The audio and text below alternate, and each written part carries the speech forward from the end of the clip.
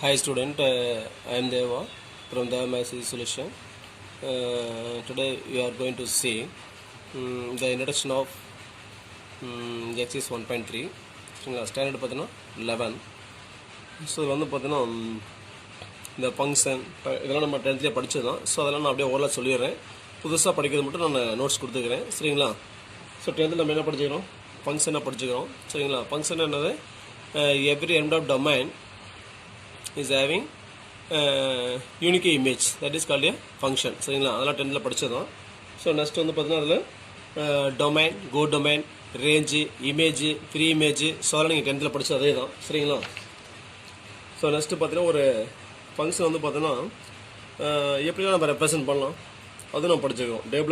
டேபிளர் form, graph. சரிங்களா? அடுத்து பார்த்தீங்கன்னா நீங்கள் புதுசாக படிக்கிறீங்க அனலிட்டிக்கல் ரெப்ரசன்டேஷன்ட்டு. சரிங்களா? அது பின்னாடி பார்த்துக்கலாம். ஸோ அடுத்து வெர்டிக்கல் லைன் டெஸ்ட், அதுவும் 10th படித்தது தான். ஸோ இங்கே வந்து பார்த்தீங்கன்னா அடிஷன் என்ன படிக்கணும்னா ஹரிசாண்டல் லைன் டெஸ்ட்னு படிக்கிறீங்க. சரிங்களா? வெர்டிக்கல் லைன் டெஸ்ட்னா எக்ஸஸ் பர்புலர் லைன் ட்ரா பண்ணுவோம். ஹரிசாண்டல் லைன் டெஸ்ட்னா ஒய்எஸ் பர்புலர் லைன் ட்ரா பண்ணுவோம். அப்படி லைன் ட்ரா பண்ணும்போது அந்த கிவன் கர்வில் மேக்ஸிமம் ஒரு பாயிண்டில் மட்டும் டச் ஆச்சுன்னா அது வந்து பார்த்தீங்கன்னா ஃபங்க்ஷன் சொல்லுவோம். மோர் தென் ஒன் பாயிண்டில் இன்டர்செக்ட் ஆச்சுன்னா நாட் ஆஃப் ஃபங்க்ஷன் சொல்லுவோம். சரிங்களா? என்ன படிச்சோம் அதே தான். ஸோ அடிஷன் என்ன படிக்கணும்? வெர்டிக்கல் லைன் டெஸ்ட் படிக்கிறோம், அவ்வளோதான். சரிங்களா? சரி, ஹரிசாண்டல் லைன் டெஸ்ட் படிக்கிறோம். சரிங்களா? ஸோ அடுத்து பார்த்தோன்னா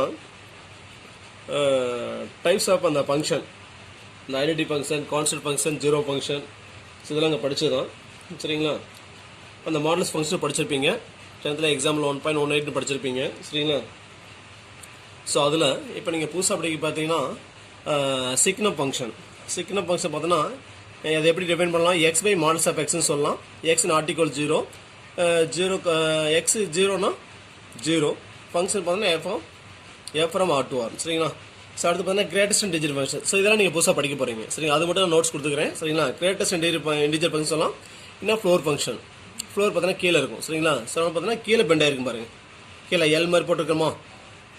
கீழே பெண்ட் ஆச்சுன்னா ஃப்ளோர் ஃபங்க்ஷன் இல்லை கிரேட்டஸ்ட் இன்டிஜர் ஃபங்க்ஷன் ஆக வச்சுங்க.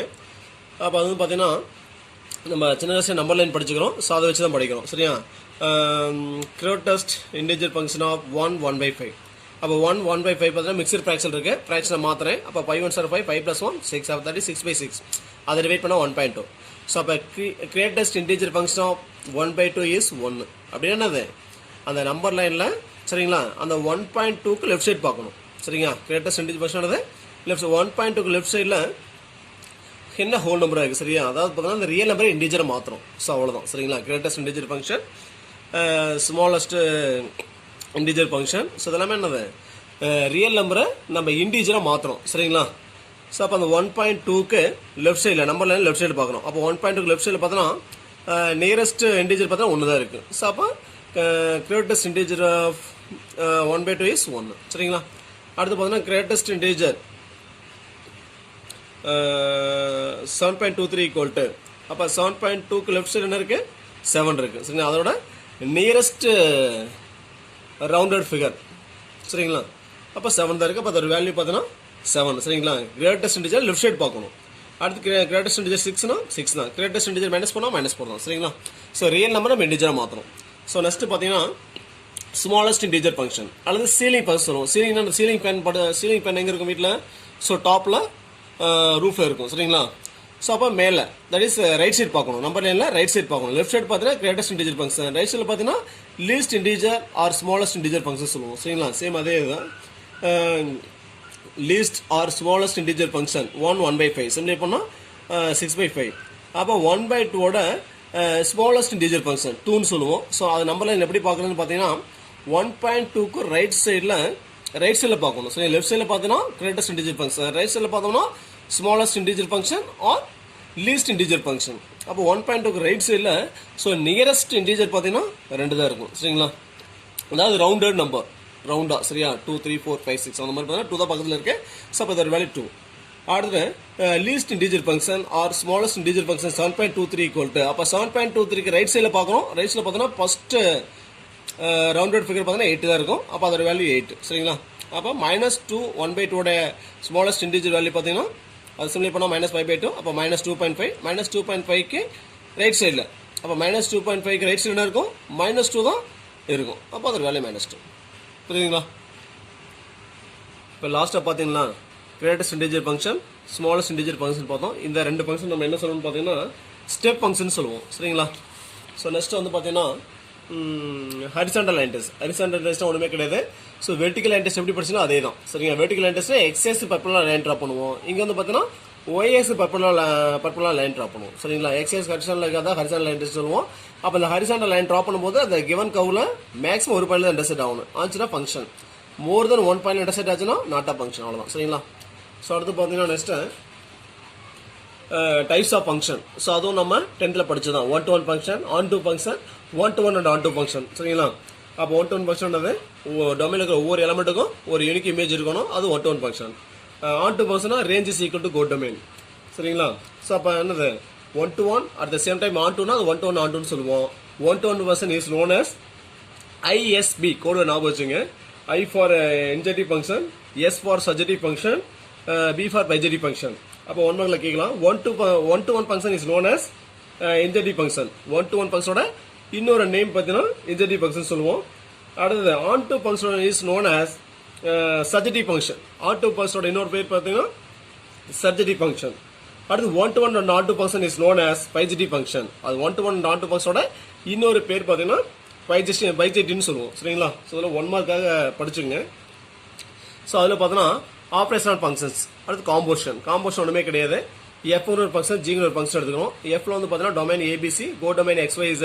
ஏ பார்த்தோன்னா எக்ஸ் கூட மேப்பிங்காக இருக்கு. பிசி பார்த்தீங்கன்னா ஒய் கூட மேப்பிங்காக இருக்கு. அதாவது image of a is x, image of b and c is y. அடுத்து ஜிங்கிற ஃபங்க்ஷன் எப்படி டிஃபைன் பண்ணிக்கிறோம்?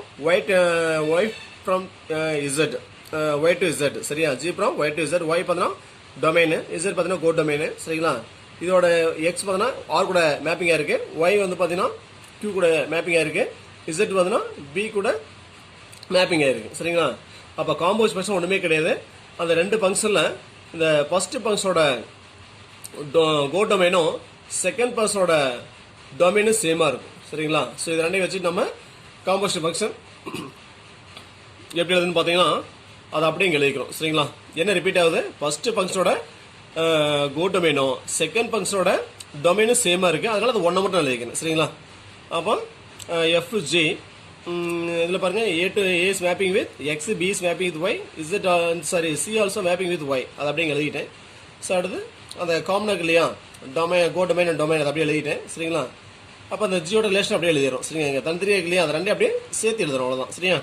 அப்போ ஏ பார்த்தீங்க எனக்கு எக்ஸ் கூட மேப்பிங் ஆகுது, எக்ஸ் என் கூட மேப்பிங்காக இருக்குது, ஆர் கூட மேப்பிங்காக இருக்குது. அதான் A to X, X to R, B to Y, Y to Q, B to Y, Y to Q. அடுத்து சி பார்த்தோன்னா ஒய் கூட மேப்பிங்காக இருக்குது. அந்த ஒய் மீண்டும் ஒய் பார்த்தோன்னா இது கூட மேப்பிங்காக இருக்குது, கியூ கூட இருக்குது. அதான் இங்கே எழுதிக்கிறேன். சரிங்களா? சி பார்த்தோன்னா ஒய் கூட மேப்பிங்காக இருக்குது. சியோட இமேஜ் ஒய்ஏ, ஒய்யோட இமேஜ் கியூ. சரிங்களா? அதான் இங்கே எழுதிக்கணும். அடுத்து பார்த்தீங்கன்னா இசட்டோட இது பார்த்தீங்கன்னா பி. சரிங்களா? அது இங்கே எழுதிக்கணும். அதான் இது வந்து பார்த்தீங்கன்னா h from s to z சொல்லலாம். ஹச் ஆஃப் எக்ஸ் ஈக்குவல் எப்படி சொல்லலாம்? G of f of s சொல்லலாம். For every s belongs to x is called the compositive function of a with g. So இது எப்படி சொல்லலாம்னு பார்த்தீங்கன்னா இது எப்படி டினோட் பண்ண பார்த்தீங்கன்னா ஜி காம்போசிட். ஆக்சுவலாக அது எப்படி படிக்கணும்னு பார்த்தீங்கன்னா எஃப் காம்போசிட் வித் ஜின்னு படிக்கணும்.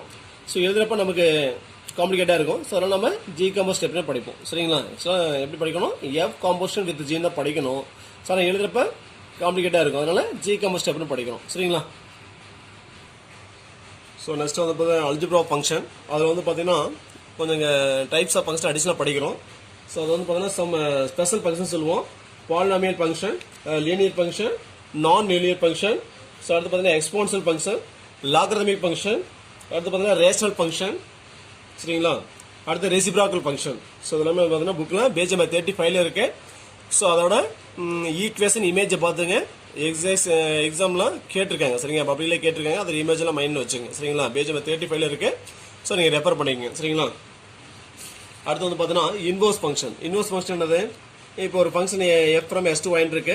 ஏ is mapping with z, b is mapping with x, c is mapping with y. சரியா? டொமைனுக்கு ஒவ்வொரு எலமெண்ட்டும் பார்த்தீங்கன்னா ஒரே ஒரு யூனிக் இமேஜ் மட்டும் தான் இருக்கும். ஸோ இதான் ஃபங்க்ஷன் சொல்லுவோம். சரியா? ஸோ இதை நம்ம அப்படியே ரிபேஸில் பார்க்குறோம். சரி, ரிபேஸ் அப்படின்னா இந்த மாதிரி. சரி, அதை அப்படியே இங்கே எழுதிக்கிற பாருங்க. அப்போ எக்ஸோட ஃப்ரீ இமேஜ் பார்த்தோன்னா ஏ, ஒய்யோட ஃப்ரீ இமேஜ் சி, இசட்டோட ஃப்ரீ இமேஜ் ஏ. சரிங்களா? அப்போ இதில் அப்படியே ரிபேஸ் எழுதுறப்ப அதுவும் என்னவா இருக்கு? 1-to-1 ஃபங்க்ஷனாக இருக்கு. ஸோ அப்படி இருந்துச்சு நம்ம இன்வர்ஸ்னு சொல்லுவோம். சரிங்களா? அது டெஃபினிஷன் பார்த்தீங்கன்னா let f from s to y be a bijection. சரியா? f என்னவா இருக்கணும்? பைஜெக்ஷனாக இருக்கணும். சரிங்களா? the function g from y to x defined by g of y equal to x, if f of x equal to y is called the inverse function of f and is denoted by f inverse. இதோட working rule பார்த்தீங்கன்னா f from R to R be the given function. f of first given function y equal to f of s சொல்லிக்கலாம். Write x in terms of y அடுத்து write f inverse of y equal to the expression in y அடுத்து replace y as x சரிங்களா. So அதனால் exams கொடுத்துருக்க பாருங்க. ஒரு function f from R to R f of x equal to x minus 3 இருக்கு. அதோட inverse கண்டுபிடிக்கிறோம். எப்படின்னு பார்த்தீங்கன்னா first given function f of x y ன்னு சொல்லலாம். அதே இந்த f ஆன்சர் போனால் f inverse of y equal to f of x னா x equal to f inverse of y ன்னு சொல்லலாம். எப்படின்னு பார்த்தீங்கன்னா இந்த x அப்படி ஆன்சர் பண்ணால் நம்ம இன்வெர்ஸ் ஆயிரும். அப்போ x equal to f inverse of y. அப்போ given function f of x y ன்னு எடுத்துக்கிட்டேன். அப்போ y equal to 2x minus 3. So இது வந்து பார்த்தீங்கன்னா நம்ம x equal to எழுதுறோம். given function y equal to ஈக்குவேஷனை x equal to எழுதுறேன். அப்போ 2x அப்படியே வச்சுக்கோ. இந்த minus 3 ஆன்சர் பண்ணால் plus 3 ஆயிரும். அப்போ 2x equal to y plus 3. then x equal to இந்த 2 மல்டிபிள் இருக்கு ஆன்சர் பண்ணால் டிவைட் ஆயிரும். அப்போ y plus 3 by 2. அப்போ x என்ன சொல்லலாம் f inverse of y. அப்போ f inverse of y equal to y plus 3 by 2. Last என்ன பண்ணோம் போட்டு y equal to x. y equal to x substitute பண்ணுறோம். அப்போ therefore f inverse of y equal to x போட்டால் x plus 3 by 2.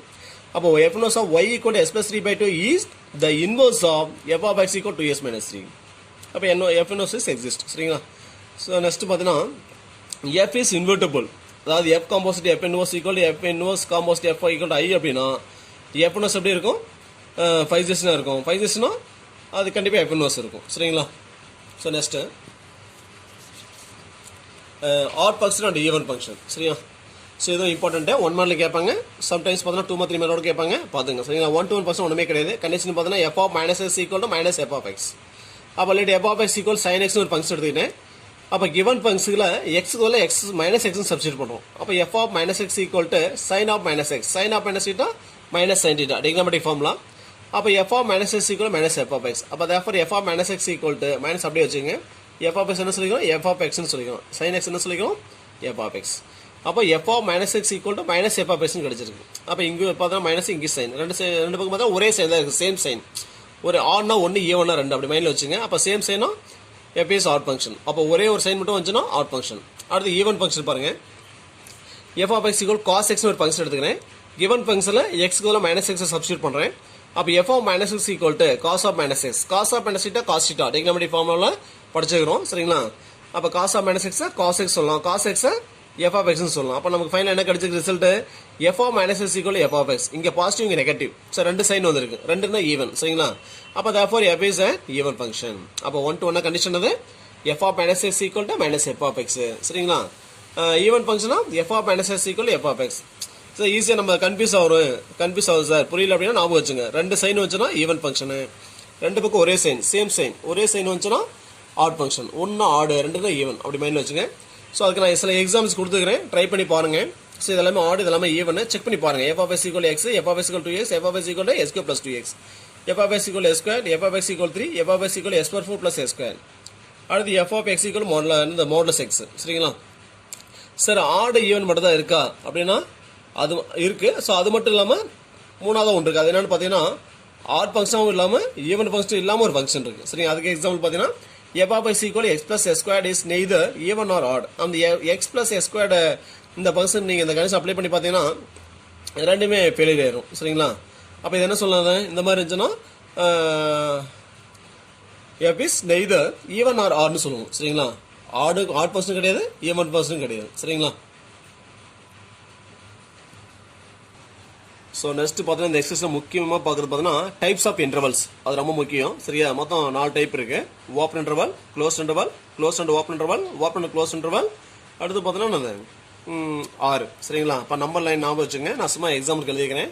-3 நான் +3 எடுத்துக்கிட்டேன் சரிங்களா. ஓப்பன் இன்டர்வல் அப்படின்னா -3 less than s less than 3 எடுத்துக்கிட்டேன். அதாவது எக்ஸோட் வேல்யூ பார்த்தீங்கன்னா -3க்கு மேலே +3க்கு உள்ள. அது எப்படி சொல்லலாம் s belongs to open interval -3க்கு மாத்திரி. அப்போ இங்கே எக்ஸோட் வேல்யூ என்னவா இருக்கும் இதை பார்த்துங்க சரிங்களா. லெஸ் தன்னா ஓப்பன் இன்டர்வல் சரிங்களா. லெஸ் தன் ஈக்குவல்னா க்ளோஸ் இன்டர்வல் இந்த ப்ராக்கெட் போடணும் ஸ்கொயர் ப்ராக்கெட் போடணும் பார்த்துங்க சரிங்களா. அப்போ எக்ஸோட் வேல்யூ என்னது -1 அதிகம் +1 கம்மி. அப்போ -1 அதிகம்னா -2 -1 0 1 2 அவ்வளோதான் சரிங்களா. அடுத்து close இன்டர்வல்னா -3 less than or equal to x less than or equal to 3. க்ளோஸ்டுனா less than or equal to வரும். ஓப்பனா less than மட்டும் வரும்.